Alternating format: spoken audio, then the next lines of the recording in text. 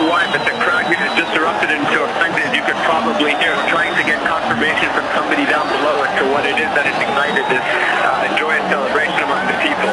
Eamon, can you hear me? Can you hear me clearly enough? Yeah, David, go ahead. I don't know whether this is part and parcel of it, but we receive messages on our computer screens here, as you're aware. And I've heard from somebody that calls have been heard from among the protesters to head towards the presidential palace. Now that may be what they're reacting to. Of course, it may be something else. Yes, absolutely. That would be a very significant development. What I can make out from the crowd, though, the chants, I mean, I can tell you no one right now is mobilizing or moving in that direction. Perhaps it was another protest that was taking place in other parts of the city that is heading towards the presidential palace. But if you just take a listen to the crowd, what we were hearing was, again, the army and the people hand in hand. And now we are hearing a loud applause, really, from the people chanting, "He will leave. He will leave."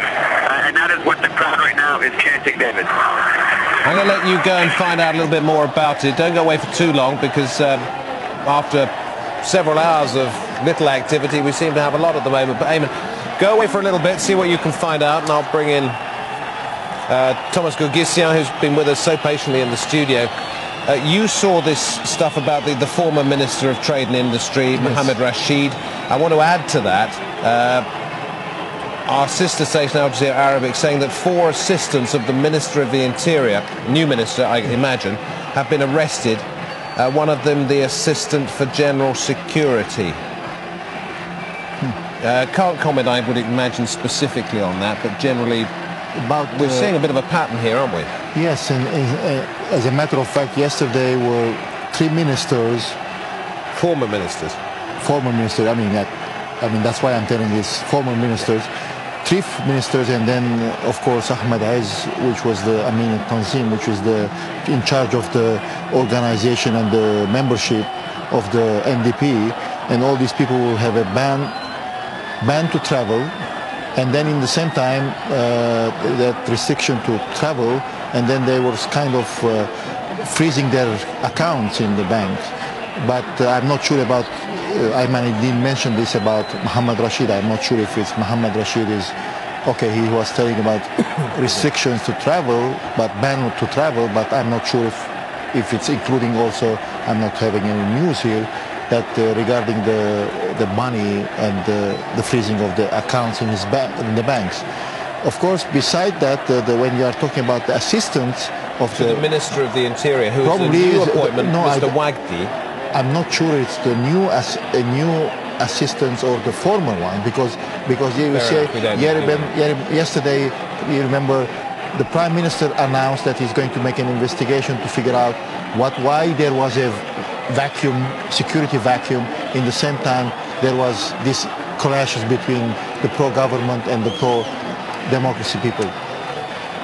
We'll take a look from on high at Liberation Square. This is the most animated we have seen the crowd for some time. There were large crowds there for Friday prayers, the midday prayers, and the number's been growing ever since. But within the last 5 minutes, there's been a lot of flag waving and a lot of shouting. We aren't certain of the reason for this, but I can tell you that some protesters have been chanting that it is time now to march on the presidential palace.